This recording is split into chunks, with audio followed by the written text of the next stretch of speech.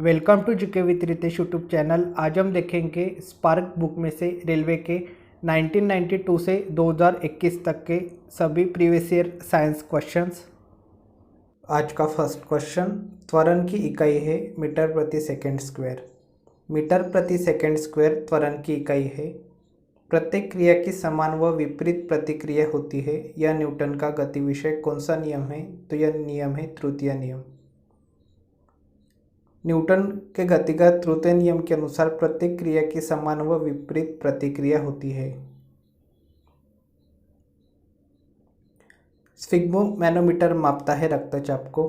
Kilowatt घंटा किसकी इकाई है? तो ऊर्जा की।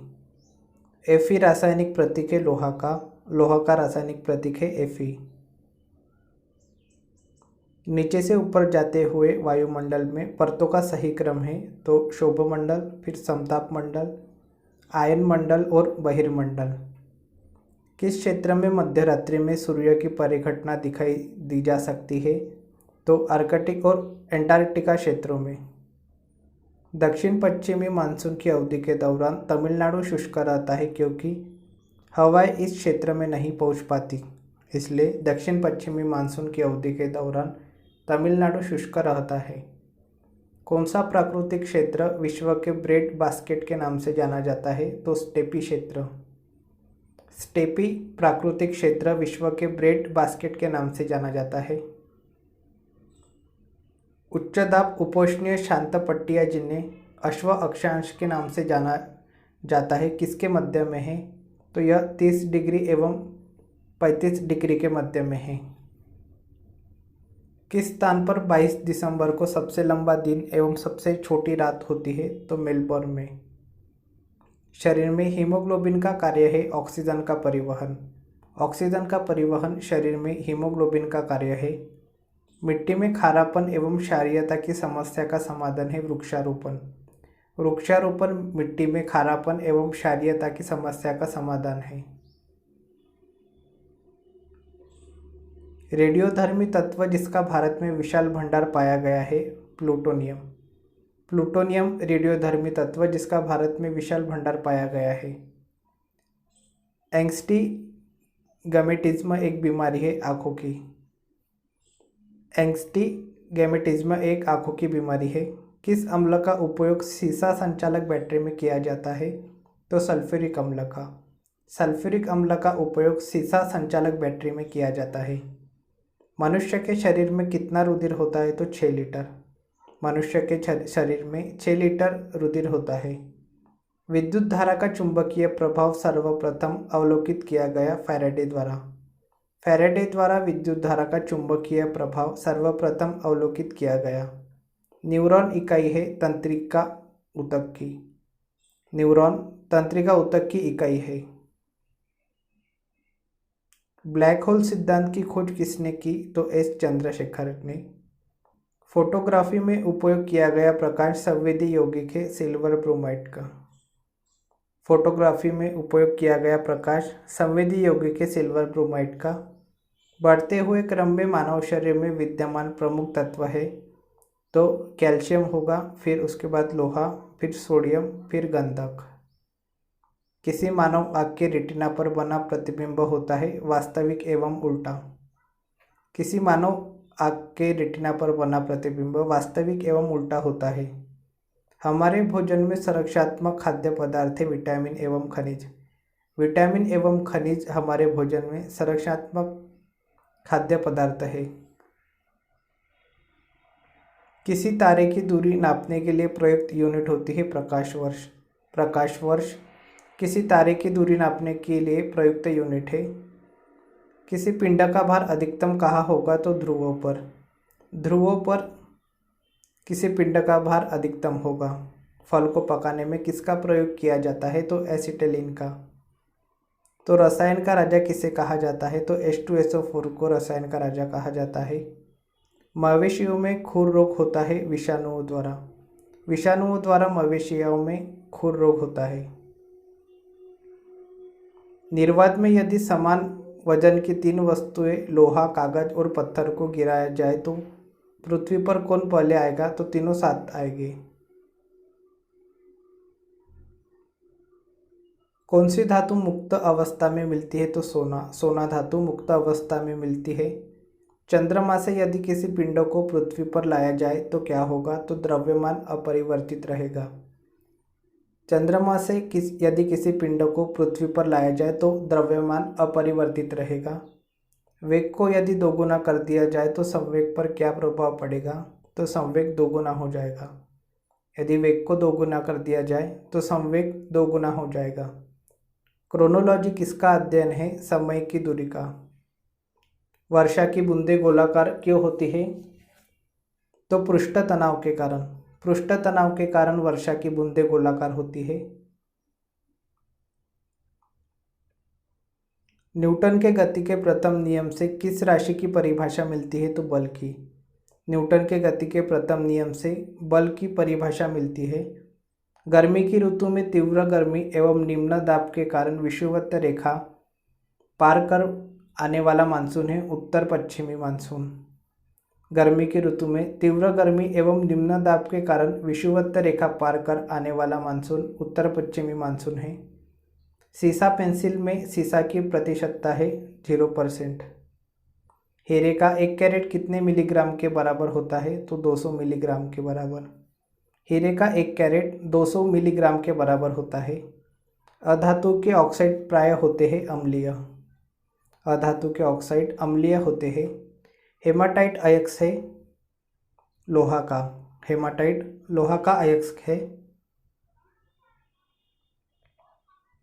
थर्माकोल रबड़ है संश्लिष्ट रबड़। थर्माकोल रबड़ संश्लिष्ट रबड़ है। सल्फर अणु को दर्शाया जाता है एस द्वारा। सल्फर अणु को एसिड द्वारा दर्शाया जाता है। धातु की प्रकृति होती है विद्युत धनात्मक। धातु की प्रकृति विद्युत धनात्मक होती है। कांच का सामान सर्वप्रथम किस देश में बना है? तो चीन में। ट्रांजिस्टर का आविष्कार हुआ 1948 में। 1948 में ट्रांजिस्टर का आविष्कार हुआ। सोडा वाटर है गैस द्रव विलयन। सोडा वाटर गैस और द्रव का विलयन है। सामान्य अल्कोहल के ऑक्सीकरण से बनता है एसिड। एसिड सामान्य अल्कोहल के ऑक्सीकरण से बनता है। प्रोटीन के निम्नीकरण के फलस्वरूप बने उत्पादों को कहते हैं टोमेन। प्रोटीन के निम्नीकरण के फलस्वरूप बने उत्पादों को टोमेन कहते हैं। एलर्जी प्रतिक्रिया के कारण उत्पन्न रोग है दमा। पोडोलॉजी किसके अध्ययन से संबंधित है? तो मिट्टी से। पोडोलॉजी मिट्टी के अध्ययन से संबंधित है।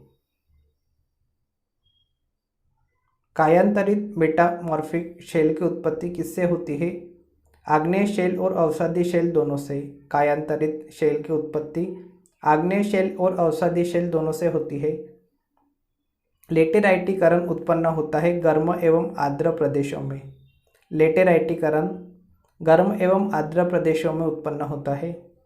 एक सामान्य तारे का जीवनकाल कितना माना जाता है? तो 10 बिलियन वर्ष। 10 बिलियन वर्ष एक सामान्य तारे का जीवनकाल माना जाता है। पृथ्वी की सतह की संरचना ऑक्सीजन की प्रतिशतता कितनी है? 46.8%। यदि पृथ्वी और सूर्य के बीच की दूरी वर्तमान दूरी की दोगुनी हो जाए तो सूर्य द्वारा पृथ्वी पर निष्पादित गुरुत्वाकर्षण बल कितना हो जाएगा? तो वर्तमान का 1/4 हो जाएगा। यदि पृथ्वी और सूर्य के बीच की दूरी वर्तमान दूरी की दोगुनी हो जाए तो सूर्य द्वारा पृथ्वी पर निष्पादित गुरुत्वाकर्षण बल वर्तमान का 1/4 हो जाएगा। विद्युत परिपथ सर्किट में कैपेसिटर कंडेंसर का उपयोग किस लिए किया जाता है? वोल्टेज को बढ़ाने के लिए। विद्युत परिपथ में कैपेसिटर का उपयोग वोल्टेज को बढ़ाने के लिए किया जाता है। कौन सा पदार्थ विद्युतीय चुंबक बनाने के लिए सर्वाधिक उपयुक्त है? तो सॉफ्ट आयरन। सॉफ्ट आयरन विद्युतीय चुंबक बनाने के लिए सर्वाधिक उपयुक्त है। किसी विद्युत मोटर की प्रारंभिक धारा उसकी सामान्य गति पर आ जाने पर प्रवाहित होने वाली धारा है बहुत अधिक।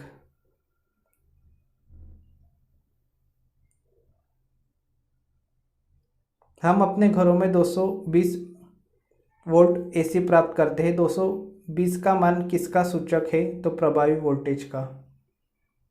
विद्युत परिपथ में फ्यूज कहाँ लगाया जाता है? तो विद्युतमय तार में। विद्युत परिपथ में फ्यूज विद्युतमय तार में लगाया जाता है। वैज्ञानिक उपकरणों में अल्ट्रावायलेट किरण प्रवाहित करने के लिए सिलिका के जिस शुद्ध क्रिस्टलीय रूप का प्रयोग किया जाता है उसे क्या कहते हैं? तो उसे क्वार्ट्ज ग्लास कहते हैं। वैज्ञानिक उपकरणों में अल्ट्रावायलेट किरण प्रवाहित करने के लिए सिलिका के क्वार्ट्ज ग्लास शुद्ध क्रिस्टलीय रूप का प्रयोग किया जाता है। फलों को कृत्रिम विधि से पकाने के लिए किस गैस का प्रयोग किया जाता है? तो एथिलीन। शक्कर को ग्लूकोज और फ्रक्टोज में हाइड्रोलाइज करने वाले किण्वक एंजाइम को क्या कहते हैं? तो इसे इन्वर्टेज कहते हैं।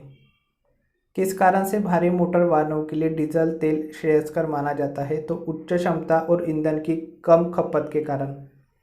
उच्च क्षमता और ईंधन की कम खपत के कारण भारी मोटर वाहनों के लिए डीजल तेल श्रेयस्कर माना जाता है। एस्बेस्टॉस के कारखाने में काम करने वाले व्यक्ति वायु प्रदूषण के शिकार हो जाते हैं। उनके शरीर का सर्वाधिक प्रभावित होने वाला भाग कौन सा है? तो फेफड़ा।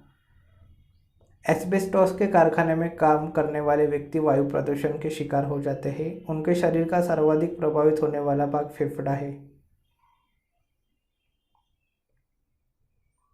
अमोनिया के उत्पादन में प्रयुक्त होने वाली गैस कौन सी है? तो नाइट्रोजन और हाइड्रोजन। नाइट्रोजन और हाइड्रोजन अमोनिया के उत्पादन में प्रयुक्त होने वाली गैस है। जल का सबसे शुद्ध रूप कौन सा है? तो वर्षा का जल। वर्षा का जल जल का सबसे शुद्ध रूप है। क्लोरोमाइसिटिन क्या है? तो एंटीबैक्टीरिया। क्लोरोमाइसिटिन एंटीबैक्टीरिया है।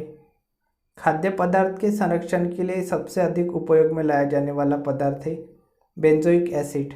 खाद्य पदार्थ के संरक्षण के लिए सबसे अधिक उपयोग में लाया जाने वाला पदार्थ है बेंजोइक एसिड। ताप देने पर ठोस पदार्थ के सीधे गैसीय रूप में बदल जाने की प्रक्रिया को क्या कहते हैं? तो उसे ऊर्ध्वपातन सब्लिमेशन कहते हैं।